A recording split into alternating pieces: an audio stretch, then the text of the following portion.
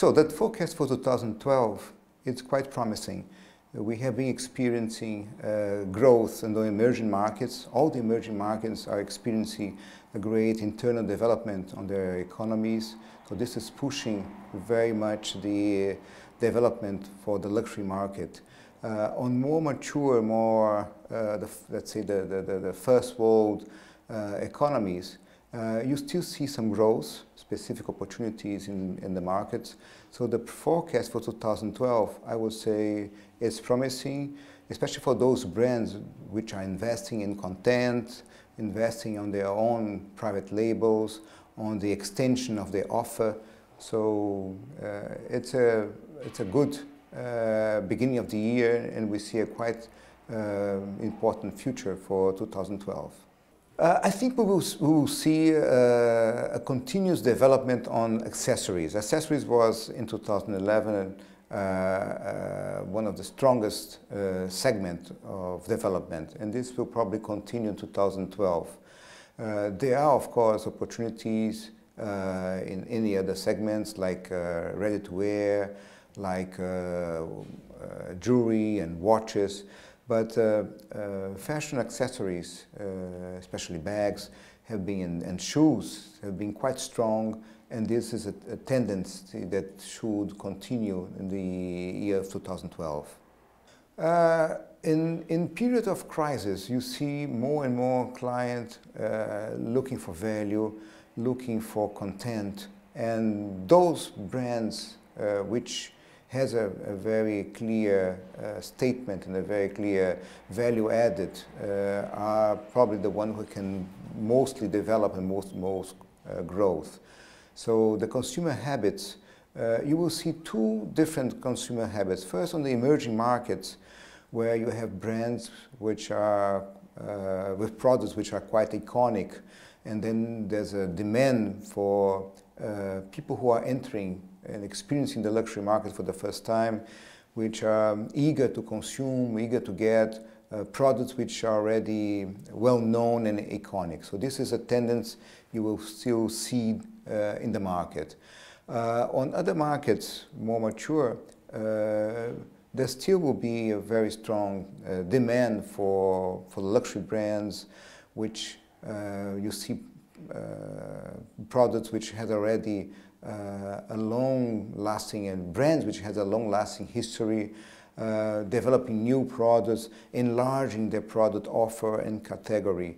So I don't see especially a segment or a specific one, but all of them has a very good opportunity to growth. Even besides the question of the economic crisis, which of course affect very much the emotional attitude of the client, and this is something which can always create an impact on the buying mode, on the expenditures of the client. Brazil, like other Latin countries, they are very emotional clients. They are very aware of the international trends in the market. They follow a lot in the internet, on the magazines. So, of course, they are eager to consume the last hit, the last product, or the last development. So the glamorous side and the fashion side is still very strong. But on the other hand, you must realize there's a value for a luxury product, and of course the quality is a crucial item, and they're paying value for quality. So quality will always be linked as a basis of any luxury brand. So I think that both goes together, and it depends much more on the maturity of the client, on the maturity of the market, if this is something more kind of an impulse, or it's more a client who is entering, experiencing for the first time, they gain access. You see the money moving very quickly in the market in Brazil. There's an enlargement of the upper middle class in Brazil. The consumption is in growth. The market rate of employment is strong.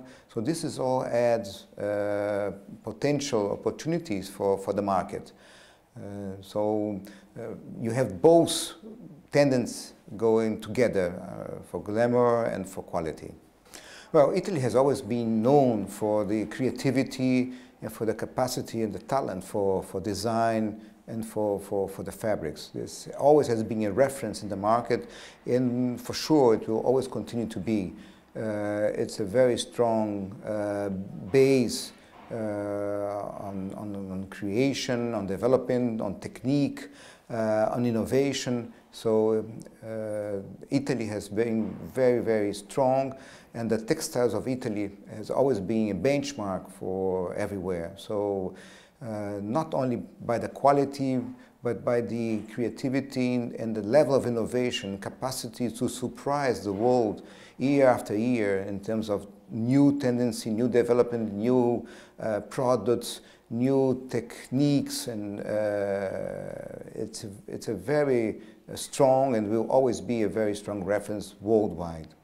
You see more and more the social media, the power of the social media. We have been seeing in 2011 on the Middle East and in different countries. So, of course, this also, we are inserted, the luxury market is inserted in the worldwide scenario. And, of course, you see buying habits, the speed of development and of acceptance of a product. So those who are more creative, more innovative, will always take the lead. And this is something which any luxury brand today knows the importance of a quick development, not losing the roots, not losing the quality which has always been present in their products. And so more and more, I think that the internet and the level of information and the quickness, the quick of response is something which plays a big challenge in the industry. So this will also influence the behavior of clients.